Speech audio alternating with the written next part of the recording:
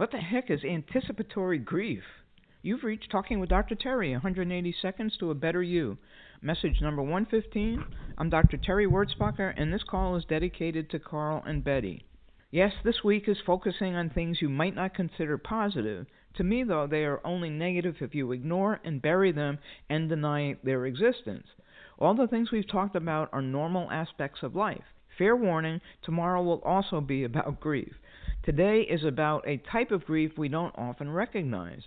Anticipatory grief is also known as preparatory grief. It's about loss, and it's a normal part of the grieving process. This isn't all about death. It can occur when facing a terminal diagnosis yourself or of a loved one, but it can also be from knowing a child is moving away to college, the so-called empty nest syndrome, or even anticipating a job change or relocation.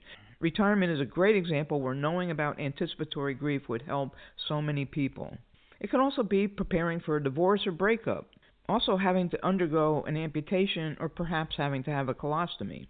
It could be from caring with a child with a chronic disease, especially developmental disorders such as autism, maybe learning that an unborn baby could possibly have a genetic congenital disorder, living with the progression of Alzheimer's, cystic fibrosis, MS, muscular dystrophy, ALS, and even macular degeneration.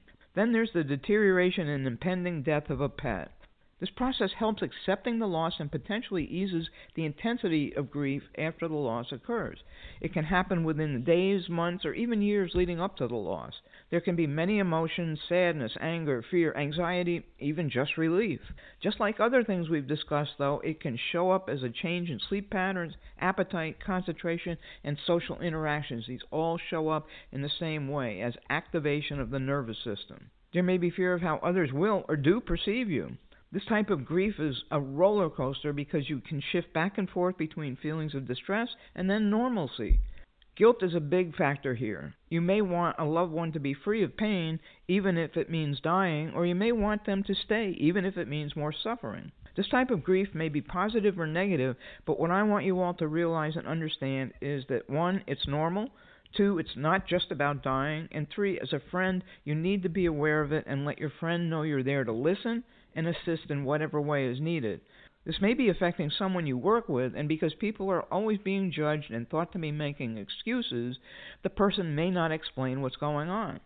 Or you may be the really not-so-sensitive type that thinks, or worse yet says, geez, it's not so bad, it's just your kid going to college. Or, what's the matter, your loved one hasn't died yet, you still have time with them. I know no one on this call would ever do that, right?